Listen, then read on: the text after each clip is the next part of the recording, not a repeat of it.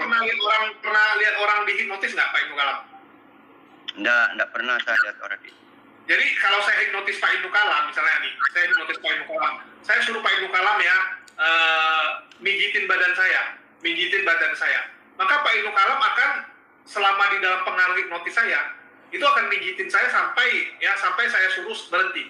Kalau nggak saya suruh berhenti, maka nggak akan berhenti. Itu namanya dihipnotis. Ya, artinya kalau kayak gitu surganya Kristen adalah ini neraka sebenarnya. Kenapa? Orang disuruh nyanyi-nyanyi puji-pujian tanpa berhenti.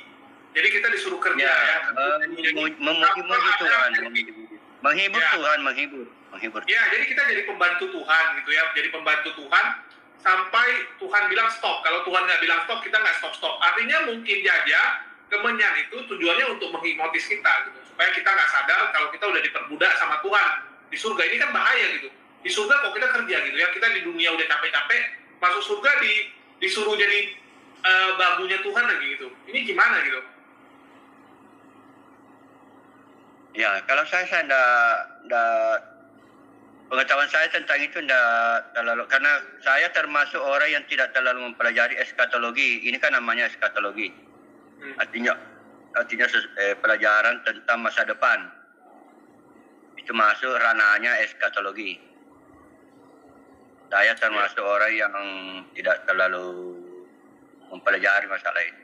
Pak, agama itu memang eskatologi Pak, karena semua belum terjadi. Cuman kan kita mengimani gitu. Habis itu kan kita menganalisa, kalau memang surga seperti itu, ini surga atau jadi Buddha gitu. Ini jadi Buddha atau surga menurut Pak Ibnu Kalam? Tapi kalau saya perhatikan, saya lebih berusaha mengerahkan akal budi untuk memuliakan Tuhan. Kerahkan seluruh akal budimu untuk memuliakan Tuhan. Menurut Pak Ibnu Kalam, bahagia nggak di surga itu kalau kerjanya nyanyi-nyanyi aja? Ya akan dihilangkan dia punya capek, rasa komplainnya dihilangkan. Jadi otaknya disetting sedemikian rupa supaya dia tidak memprotes.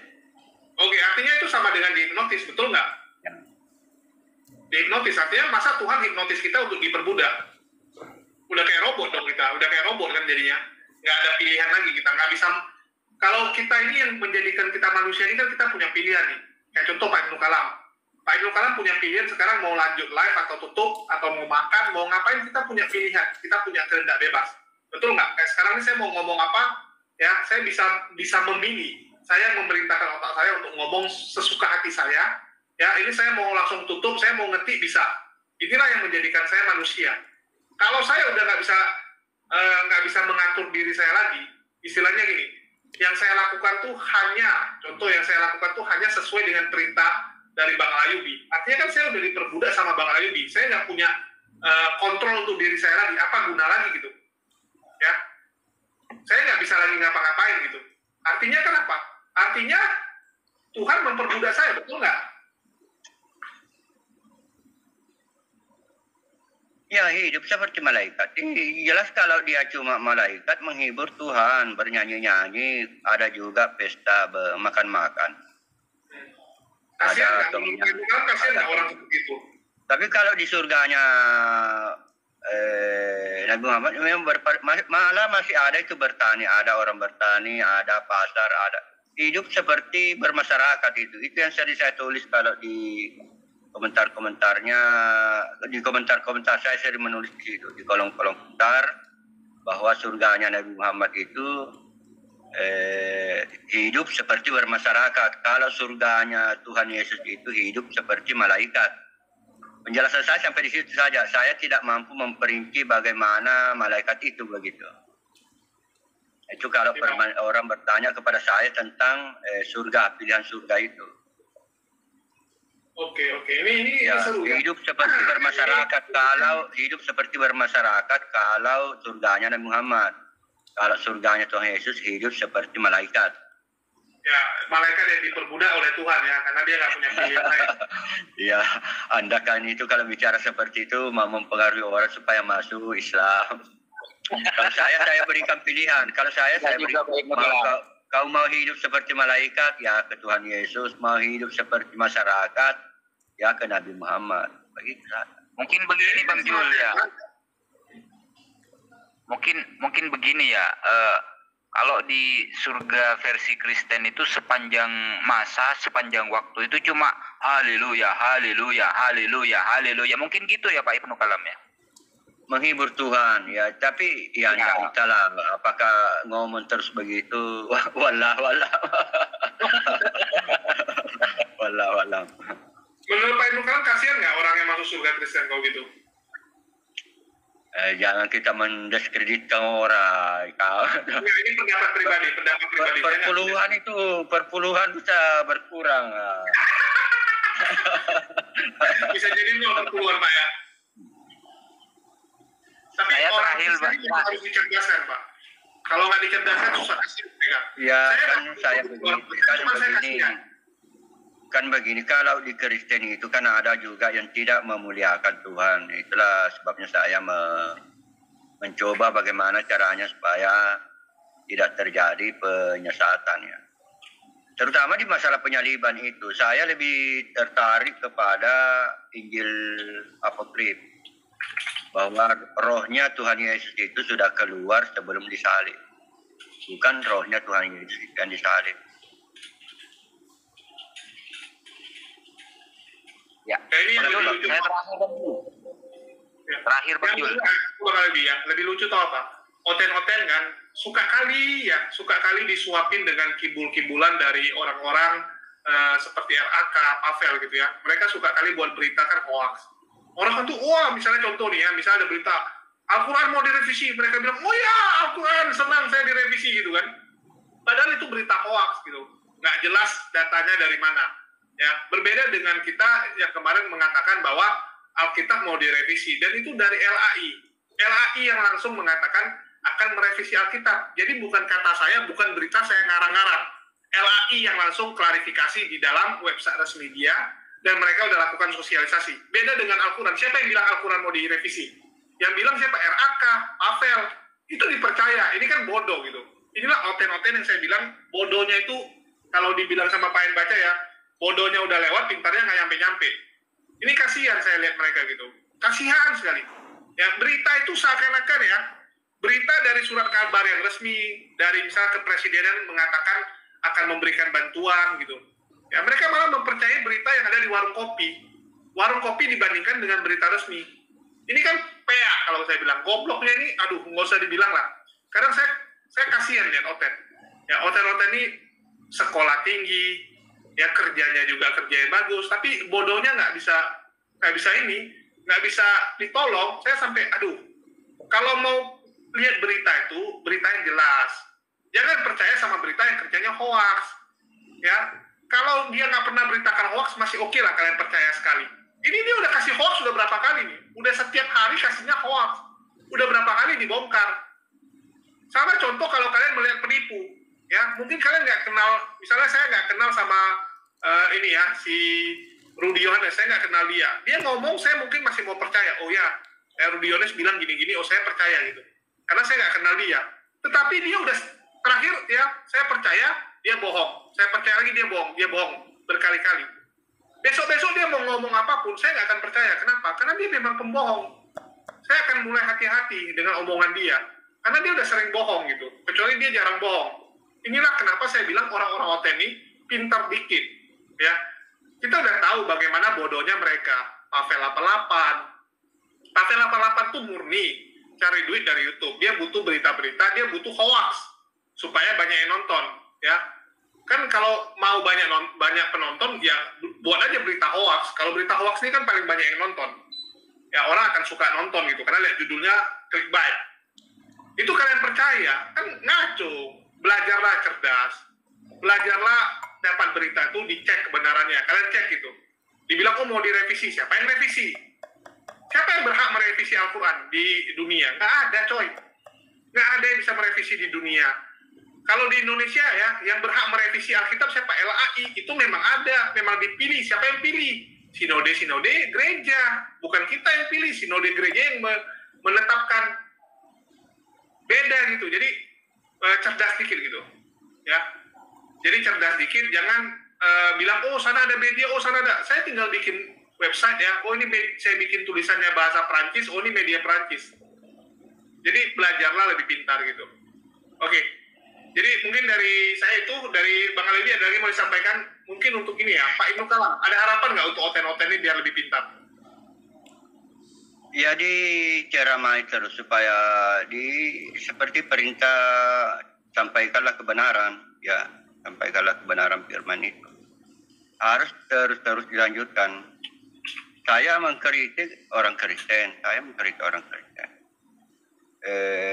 kalau itu berakibat bahwa perpuluhan kurang datang kepada saya, sekalipun tidak ada perpuluhan, saya tetap mengkritik.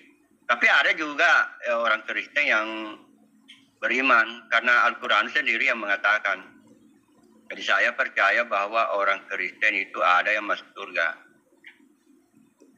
Nah, orang yang masuk surga inilah bagaimana ciri-cirinya di dalam Al-Quran. Itulah yang harus saya sampaikan kepada orang Kristen, termasuk yang dipahami oleh Tertullianus itu Trinity. Karena kalau di Kristen itu memang kalau di Kristen itu jangan tauhid. Kalau tauhid itu ya seperti itulah Pak Henry Tandiasa, dia bertauhid. Malah salah kalau bertauhid di Kristen. Nggak masalah, Pak. Karena tauhidnya di Trinity itu sudah ada. Kan tauhidnya di Trinity itu begini. Satu-satunya Allah adalah Bapa. Satu-satunya Tuhan adalah Tuhan Yesus. Tuhan di sini pengertiannya satu-satunya Raja, penguasa adalah Yesus, penguasa. Kan dia yang ngomong. Jadi saya pernah menjelaskan itu, misalnya ini Bapa, Anak. Ini yang mencipta, sang pencipta sebenarnya. Jadi dia mencipta melalui dia.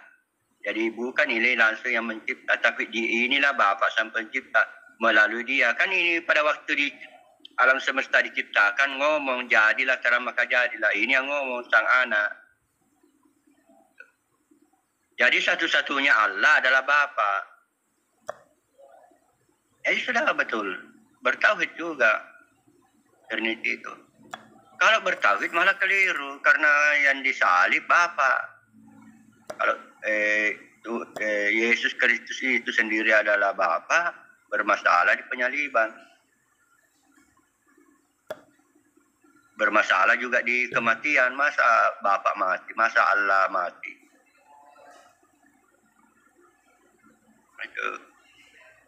Jadi memang harus diluruskan juga di Kristen itu.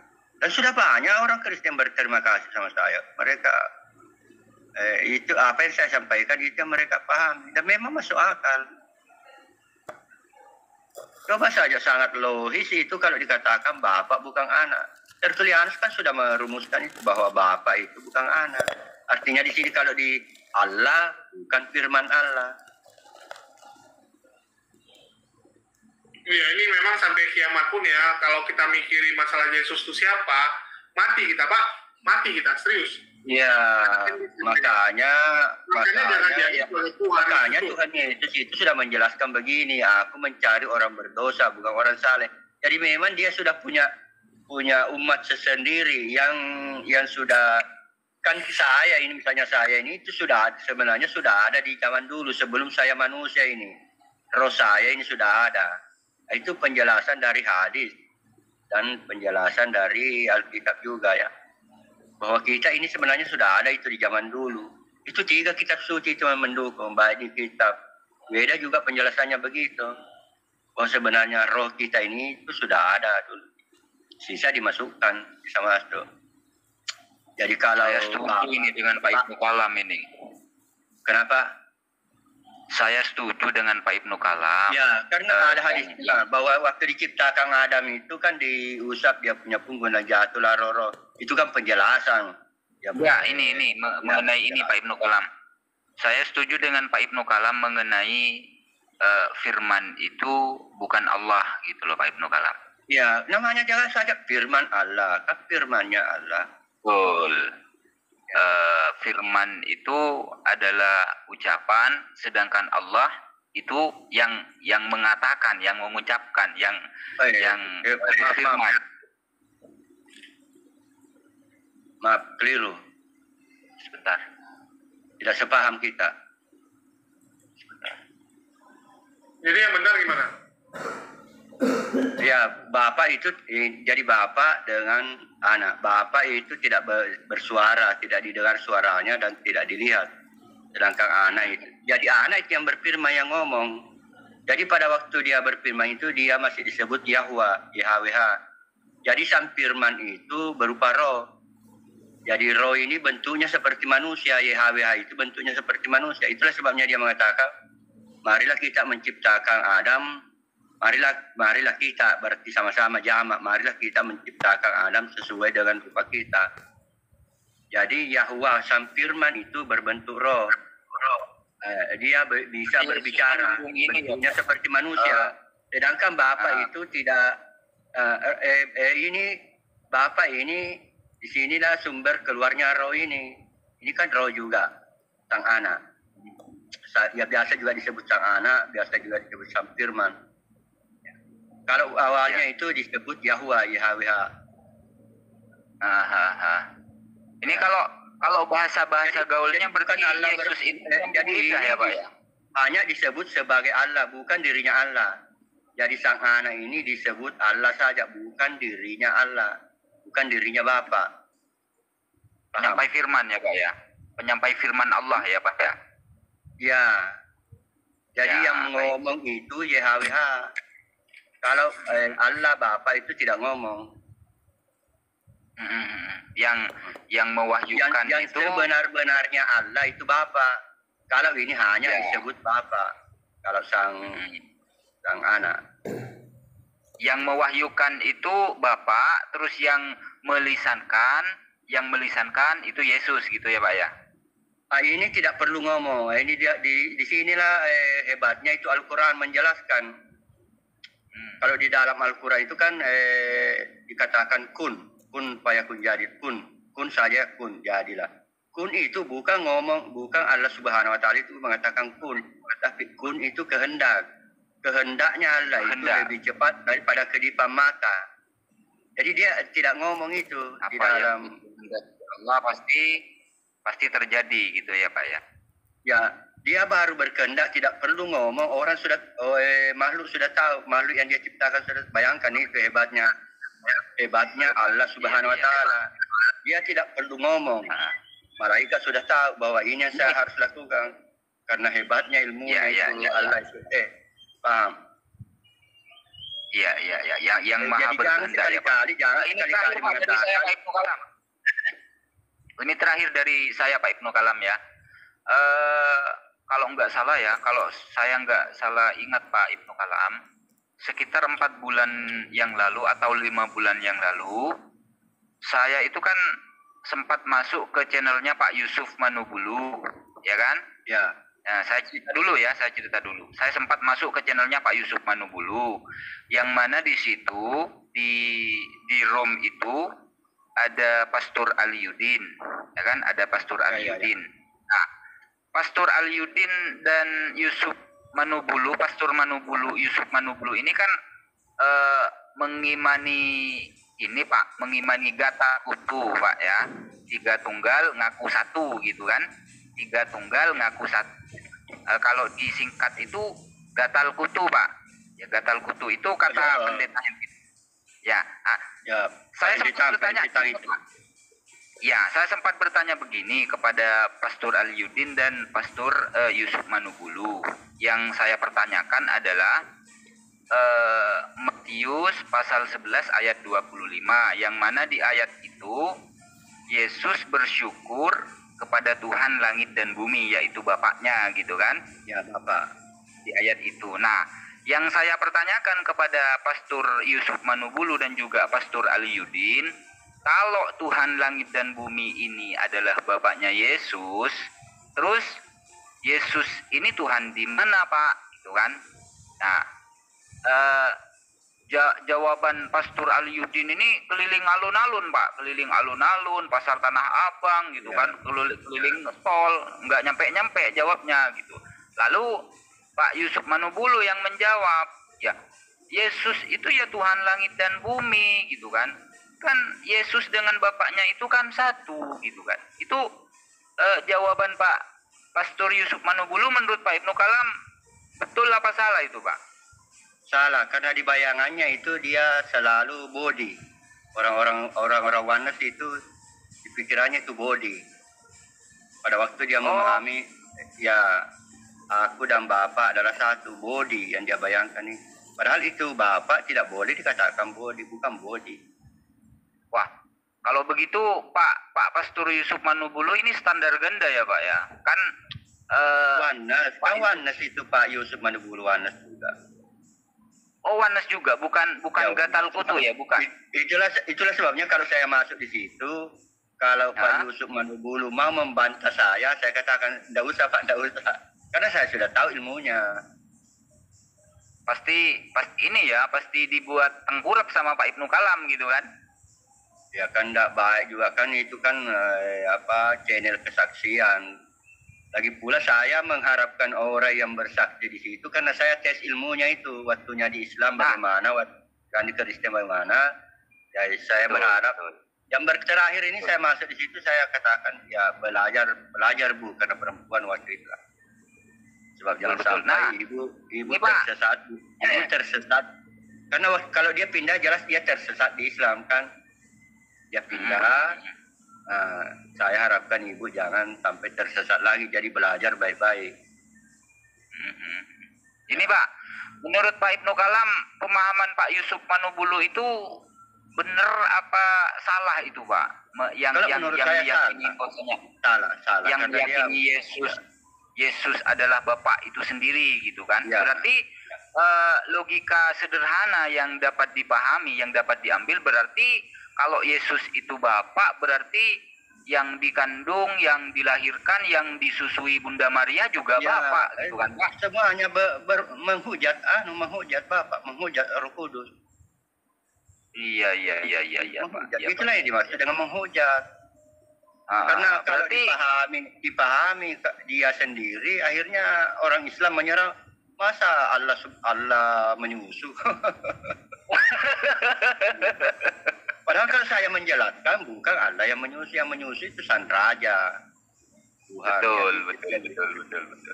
Ini terakhir Pak. Tentang channel kesaksian itu ya Pak ya kan sering menampilkan yang konon katanya murtadin, anak kiai, guru pesantren gitu kan, setelah dites nggak bisa ngaji, nggak sholat gitu kan. Tapi bukan itulah.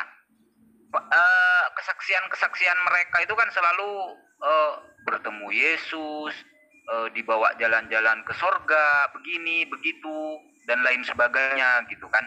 Nah, kalau menurut penilaian Pak Ibnu Kalam sendiri seperti apa Pak? Ya boleh jadi itu benar, boleh juga jadi itu salah. Karena begini, kalau dengan jalan itu dia bisa ke Kristen, dan di Kristen dia tidak tersesat, ya tidak ada masalah dengan prosesnya itu. Tidak ada masalah. Yang penting jangan dia tersesat di Kristen. Karena kalau penjelasan yang saya baca di dalam Al-Quran itu terkait murtad itu begini. Kalau seandainya kau pindah agama, jangan sampai kau di agamamu yang baru itu lebih sesat lagi. Begitu maksudnya Al-Quran itu kalau lebih sesat lagi. Kan pada waktu dia di Islam, dia pindah ke Kristen karena memang dia sesat di Islam. Kan tidak mungkin dia pindah kalau tidak sesat. Kan logikanya harus begitu. Iya. Kan kalau saya pernah nasihati, jangan lagi kembali ke Kristen. Kan kalau di Islam itu kan cari kebenaran Islam itu di dalam Islam itu sendiri. Kan kalau di Islam itu kan gini Pak, kalau di Islam itu kan menyembah Allah Subhanahu wa taala gitu kan. Ya. Nah, kalau sudah murtad dari Islam, keluar dari Islam kan otomatis menyembah Yesus, Pak. Ya, kan memang harus begitu prosesnya. Melalui dia menyembah Yesus, melalui dia untuk sampai kepada Bapa. Oke.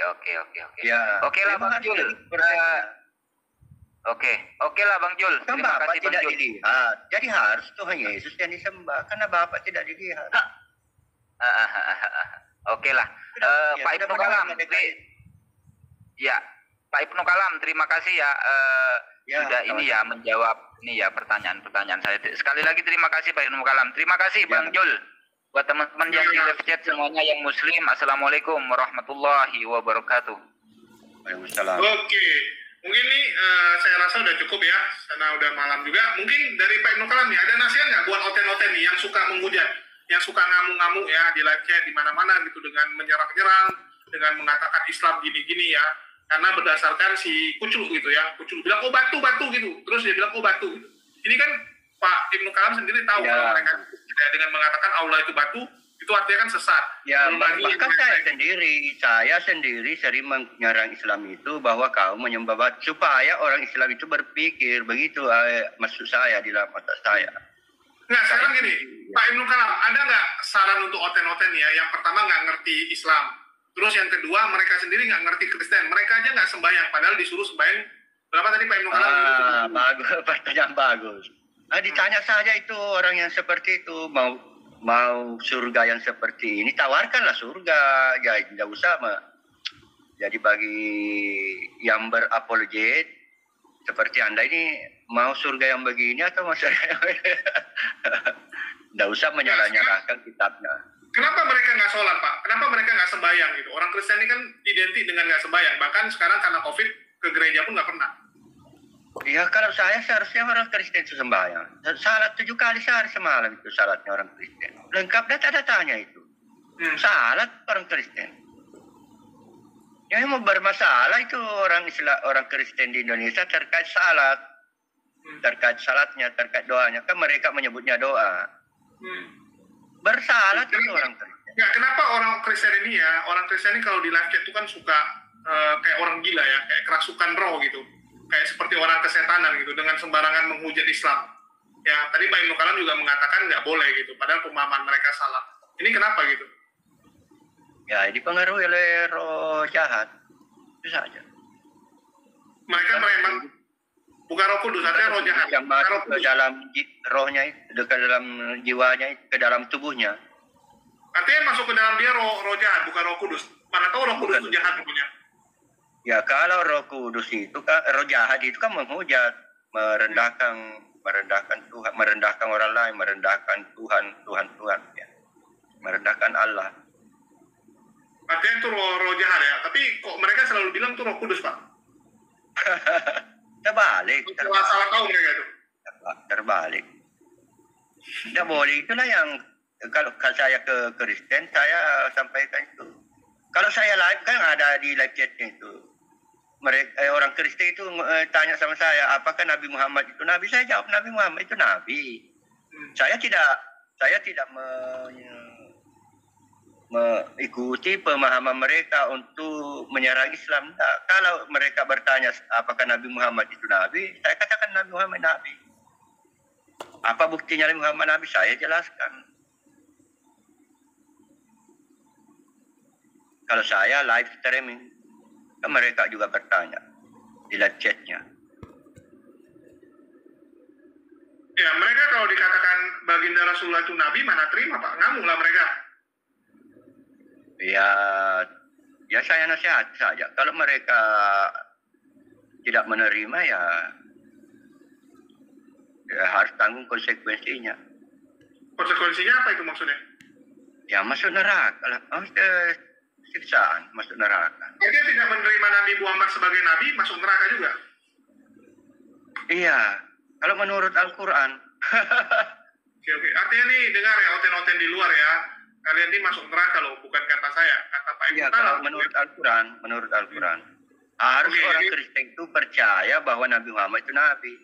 Kan yang orang pertama, kan begini, orang Kristen pertama yang menyatakan Nabi Muhammad itu Nabi. Orang yang menyatakan Nabi Muhammad itu Nabi, orang Kristen. Berarti memang tertulis di Alkitab bahwa akan ada lagi nanti Nabi. Bukan orang ya. Waraka bin Nawfal kan, cuman orang ini kan bandel aja. Ya tapi Waraka bin Nawfal ini dikritik oleh orang Kristen sekarang. Ya, jadi namanya mereka nggak mau Nabi lagi, Pak. Luga aja dikritik juga, jangankan siapapun. Ya. Begitulah Paulus manusia. mereka terima ya. Padahal Paulus itu kan orang bejat sebenarnya ya. Paulus itu sejarahnya juga orang bejat. Itu aja mereka terima, aneh gitu. Ya. Bahkan ada itu pendeta perempuan sangat menyalahkan Paulus. Paulus itu sesat. Ada pendeta perempuan itu yang tidak percaya sekali sama Paulus. Aino Kala sendiri percaya nggak sama Paulus? Kalau saya lihat dari surat-suratnya itu saya percaya. Tapi memang tidak boleh kita katakan bahwa apa yang ditulis oleh Rasul Paulus itu semua firman Allah. Karena misalnya kepada yang terhormat jemaat di Efesus, masa itu firman Allah, firman Tuhan. Artinya itu bukan firman lah ya, itu cuma surat cinta dari Iya. Paulus. Tapi kenapa orang Kristen bilang semua isi Alkitab itu firman Tuhan? Artinya bukan dong? Tidak mungkin. Dari kata pembukaan itu saja bahwa kepada yang terhormat jemaat di Efesus, masa itu firman Tuhan? Ya kita udah sadarkan mereka. Ya itu yang kita harus jadikan patokan parameter bahwa yang tertulis di Alkitab itu tidak semua firman Tuhan. Oke, artinya fix ya. Kita setuju kalau yang di Alkitab itu bukan firman Tuhan ya, itu cuma sebagian ada karangan lah. Sebagian Ya, itu kan sebagian. Jangan juga dikatakan karangan karena mereka marah dan waktu Rasul Paulus itu menulis bahwa kepada yang terhormat jemaat di Efesus itu kan berguna untuk saling menghormati. Ya kalau Anda mengatakan karangan, itu bukan kalau firman Anda Tuhan. mengatakan karangan ya mereka tidak terima. Ya, kalau kebenaran ya walaupun pahit kita harus sampaikan, Pak. Mereka terima nggak terima itu urusan mereka. Tapi maksudnya itu kan bukan untuk menyesatkan, maksudnya kepada yang terhormat jemaat di Efesus. kan Ya, kalimat baik itu, cuma jangan dimasukkan sebagai firman Allah, sebagai yaitu kata-kata yang seperti itu berasal dari Paulus saja. Ya, tapi kenapa dimasukin gitu? Kenapa dimasukin sama orang dulu ya? Ini mereka mungkin saking nggak ada kitab gitu, supaya kitabnya tebal mungkin. Iya, entahlah. Saya juga tidak tahu jawabannya kenapa dimasukin. Ya, Iya, untuk identifikasi saja bahwa ada kejadian yang seperti itu. Oke, jadi gini, Bang Pak Ibnu Kalam. Edi Sidabutar, ya dia sendiri pun mengakui bahwa Alkitab itu ya bukan firman Tuhan sepenuhnya, dia bilang. Ya, perjanjian lama mereka ngambil dari Yahudi. Terus Injil mereka percaya. Yang lain tuh memang cuma surat. Itulah kami kadang-kadang bingung. Ya kalau kalian udah tahu itu bukan firman Tuhan, kenapa kalian bilang kitab suci? Harusnya kalian keluarkan, kalian pisahkan. Yang ini kitab suci, yang ini cuma hadis gitu ya. Bisa dikatakan kan kalau gitu surat-surat ya, itulah perbedaannya kalau di Islam. Kalau di Islam itu dipisah, ini hadis, ini Al-Quran. Kalau di Alkitab itu saya lihat dicampur antara firman Tuhan dengan penjelasannya. Sebenarnya itu kalau dilihat dari surat-surat Paulus itu menjelaskan firman Tuhan. Ya hadis lah. Ya hadis. Ya seharusnya hadis. Kenapa digabung sama mereka? Ini memang sengaja atau geblek atau goblok nih sebenarnya? Atau nggak bisa lagi dipisahin sekarang? Ya entahlah, saya sendiri tidak tahu kenapa mesti digabungkan. Seharusnya itu kan dipisah. Seperti Injil Thomas kan terpisah, tidak ada di dalam situ. Misalnya Injil Filipus. Injil Filipus bagus sekali. Injil Magdalena juga bagus. Injil Thomas juga bagus. Jangan dibaca Pak, nanti marah mereka. Ya mereka tidak mau terima itu Injil-Injil itu. Ya itu lucu ya, mereka ini kan tebang pilih gitu, nggak semua mau diterima. Ya padahal udah jelas-jelas dipelajari sebagai bahan ilmu pengetahuan. Ya betul. Ya mereka ini lucu gitu ya. Kontradiksi yang lain nggak dikomplain, tapi kontradiksi yang kayak Barnabas mereka komplain ya, Filipus juga komplain. Padahal itu jelas sekali. Maria juga sangat dekat. Ya Maria itu sangat dekat dengan Yesus, mengalahin seorang lain. Barnabas itulah yang menolong Paulus itu. Itu Paulus tidak diterima oleh rasul-rasul, tapi Barnabas itu yang mempertahankan. Barnabas itulah yang menolong Paulus itu supaya bisa menjadi anggota sebagai rasul begitu. Barnabas itu berguna sekali bagi Paulus. Kalau tidak ada Barnabas, Paulus itu tidak menjadi rasul. Karena Barnabas yang membela itu Paulus. Ya kasihan. Belakangan ini Barnabas yang dihujat. Ya malah Paulus yang jadi pahlawan ya. Di sejarahnya itu Barnabas itu yang membela Paulus itu. Oke. Jadi ini kasihan ya. Barnabas itu Ya. padahal dia pahlawan Barnabas sebenarnya. yang membela Paulus. Bagaimana dengan Maria Magdalena menurut Pak Ibnu Kalam? Seberapa dekat sama Yesus? Wah, dekat sekali karena itu biasa dipeluk-peluk lah. Dipeluk-peluk Bang. Kenapa nggak jadi rasul? Padahal dia sangat pintar gitu kan? Ada Injilnya, dia juga menginjil. Ada Iya, Injilnya, cuma kan terakhir ya. disingkirkan dia. Ya disingkirkan, tidak diakui. Ya sengaja ya, ini memang ada sengaja rencana mereka supaya karena takut gitu. Karena kan biasanya kalau sebenarnya secara demokrasi harusnya Maria Magdalena itu lah jadi pemimpin ya. Setelah Yesus nggak ada dia yang jadi pemimpin. Karena kan istilahnya dia itu kayak sekretaris lah atau bendahara ya. Sekretaris lah. Iya. Ya. Dia yang banyak tahu rahasia-rahasianya Tuhan Yesus kan dia dekat sekali. Malah itu kan cemburu itu anunya. Murid-muridnya. Karena begitu dekatnya hubungan Magdalena dengan Tuhan Yesus. Ya, kalau ibaratnya kan ada ketua, ada wakil, ada sekretaris lah. Dia kan jabatannya sekretaris itu. Itu kenapa ya? Kasihan dia sebenarnya. Terakhir nggak jelas juga matinya, meninggalnya gimana, terus apakah dia Iya, saya juga tidak apa? ketemu punya sejarahnya lebih lanjut itu Maria Magdalena kasihan juga. Ya mungkin ada literaturnya tapi mungkin saya belum baca ya, belum dapat. Sengaja dihilangkan Pak, disembunyikan sama Katolik Pak, nggak boleh Pak. Oh ya. Karena nanti ketahuan gitu. Oke, mungkin itu aja udah malam ini. Pak Ibnu Kalam juga mau istirahat ya, besok mau kerja lagi. Ada lagi mau disampaikan Pak untuk oten-oten nih? Ya saya harap kepada saudara-saudara saya yang Kristen supaya pelajari Alkitab. Pelajari Alkitab. Kalau Anda tidak mampu memahami teologi, ya apa yang tertulis di Alkitab itu saja dia. Dan jangan sekali-kali menghujat, menghina Nabi Muhammad. Karena Anda melawan perintah daripada Tuhan Yesus.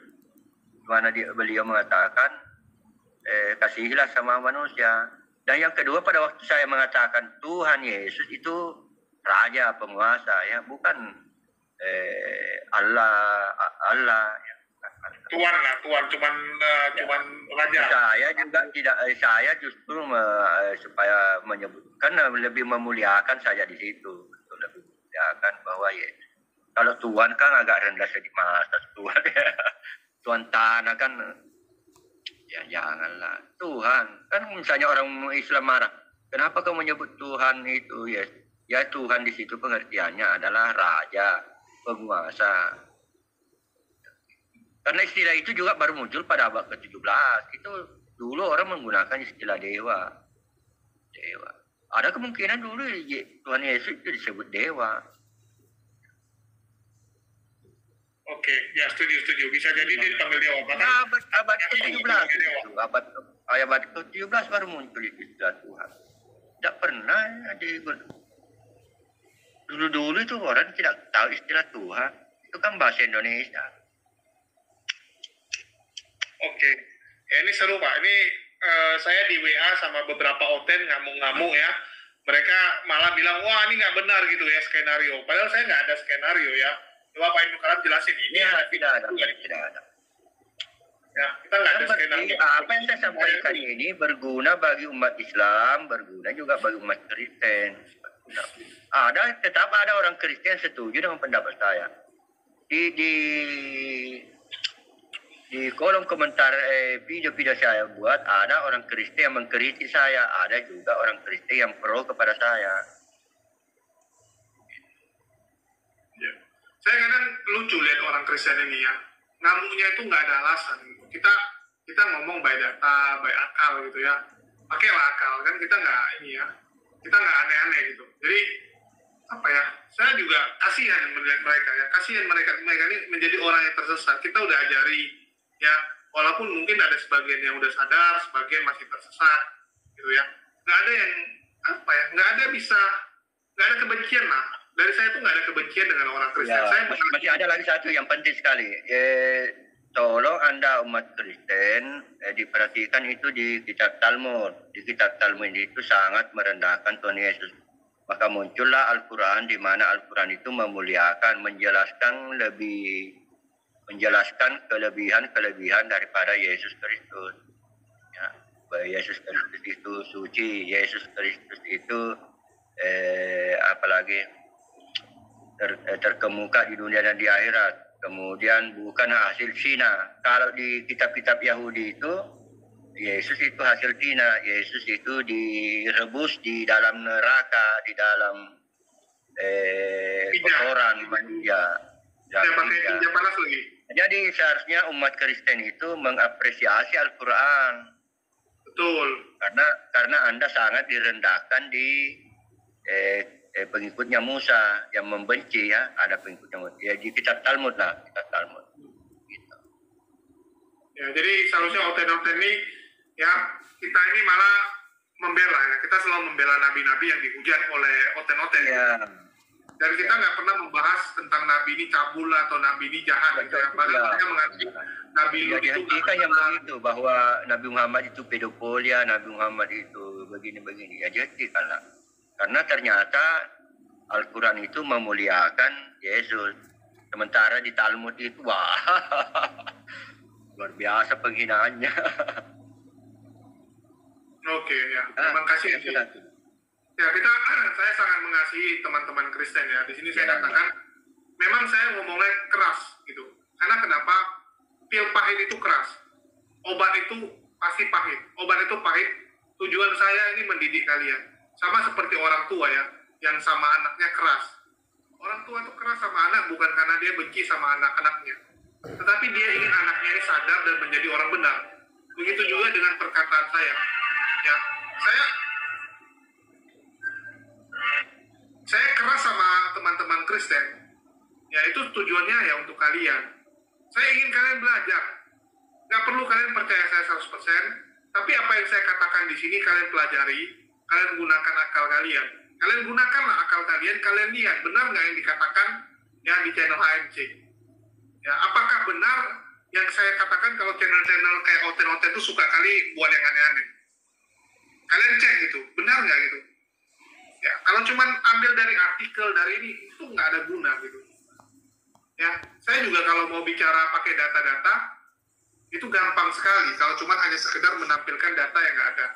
Tapi kalian kan punya akal yang bisa mengolah apa yang saya ucapkan, kalian cek kebenarannya. Ya, kalian bisa cek kebenarannya, ini benar nggak gitu. Siapa yang memuliakan Yesus, siapa yang malah menghina.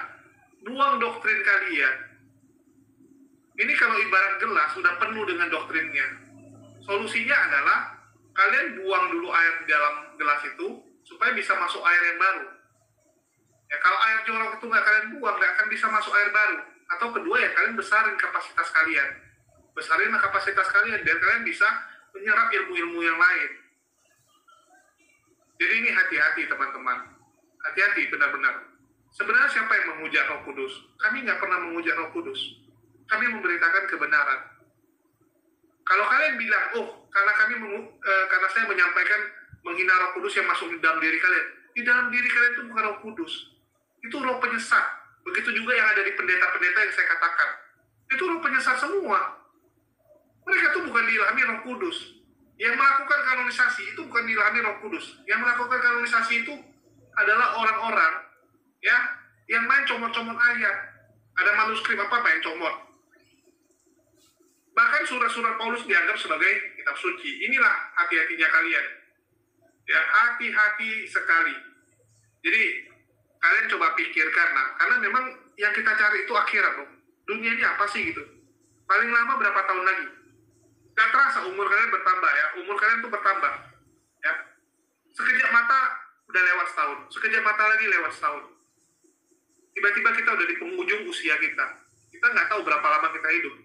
Bentar lagi tuh yang kita cari itu akhirat, coy. Akhirat yang kita lihat. Kalau akhirat aja kalian ambigu sampai sekarang. Kalian cuma bilang, oh pokoknya surga kami baiklah, surga kami yang terbaik. Pokoknya enaklah dekat Yesus, enaklah dekat dengan Tuhan. Harus tahu dulu gitu, dekat itu seperti apa. Jangan nanti kalian di sana malah jadi budak. ya kalian jadi budak, jadi apa gitu. Pikirkan baik-baik, ini benar nggak gitu. Ya, pikirkan apa yang Tuhan ingini, bukan yang kalian ingini atau pendeta ingini. Tuhan tuh ingin saya seperti apa. Kalian berpikir lagi, saya ini diciptakan untuk apa? Tujuan saya diciptakan ini apa? Ya, apa yang dimaksud dengan menyembah kepada Allah saja? Apa yang disebut itu? Menyembah kepada Tuhan. Dikatakan gitu kan, kasihi Allah Tuhanmu. Bagaimana saya mengasihinya? Ya, bagaimana saya mengasihinya? Itulah yang harus kalian pertanyakan. Itulah kenapa saya kalau ketemu dengan teman-teman ya, contoh, dia punya pacar gitu, beda keyakinan. Di endingnya tiba-tiba dipaksain berubah keyakinan. Pacarnya bilang kalau mau nikah harus ikut agama dia. Dia tetap memilih, ya udahlah mending kita putus, bubaran, ya daripada saya harus menjual akidah saya. Saya salut sekali orang seperti itu. Jujur, saya sangat salut dengan orang seperti itu karena kenapa? Dia merelakan, bayangkan waktunya selama ini ya, pacaran sampai 5 tahun, 6 tahun. Waktu yang dia gunakan, ya, belum lagi kepastian gitu kan, udah 6 tahun pacaran, tiba-tiba tinggal nikah, selesai. Ya, nggak perlu dia pusing-pusing ditanyain kapan nikah. Tetapi dia lebih memilih tidak menjual keyakinannya untuk hal seperti itu. Artinya apa? Yang dia cari itu akhirat. Orang-orang seperti inilah yang benar-benar mengutamakan akhirat dibandingkan dunianya. Berbeda dengan oten-oten yang sibuk dengan dunianya, apalagi kucuk ya, kita tahu sendiri. Inilah yang teman-teman harus tahu gitu. Yang kita incar apa sih? Akhirat gitu. Nggak ada yang lain. Kita mati meninggalkan semuanya. Ya, semua kita tinggalkan. Jadi jangankan jadikan ini lelucon ya. Jangan jadikan ini lelucon dan mulailah berpikir cerdas. Mulailah berpikir ini kita lagi ngambil apa sih? Kita ini mau kemana? Kita ini mau kemana setelah kita meninggal? Ya, mungkin itu aja dari saya. Makasih nih buat Pak Ibnu Kalam yang sudah mampir ya. Udah lama nggak mampir. Makasih Pak Ibnu Kalam. Selamat malam, selamat beristirahat. Semoga besok bisa melakukan aktivitasnya ya. Semoga bisa melakukan aktivitasnya dengan baik. Dan ya itu aja dari saya. Makasih buat semuanya. Ya buat oten-oten jangan terguncang. Jangan terguncang. Kalau mau debat silakan bawa jagoan kalian. Bawa aja jagoan kalian. Saya sampai sekarang menunggu ya, saya menunggu Gracia Pelo ya, terus si Diki Ngenes untuk menjawab tantangan. Karena sampai hari ini nggak mau jawab tantangan, ya udahlah gitu. Kita juga ngerti ya. Dan kita harap kalian bisa pintar, itu aja sih. Harap kalian bisa pintar. Ya, harap kalian bisa menemukan akal kalian. Kalau nggak ada akal ya, apalagi guna untuk hidup. Itu aja dari saya. Makasih buat semuanya. Dan selamat malam ya. Jangan tidur terlalu lama karena besok udah hari Senin lagi. Selamat beraktivitas. Semoga ya Allah selalu menyertai kita ya. Bukan Yesus yang menyertai kita, tapi Allah yang menuntun jalan kita. Ya, semoga hidayah diberikan kepada oten-oten yang ada di live chat dan yang ada di channel ini, yang menonton channel ini semua. Makasih buat semuanya.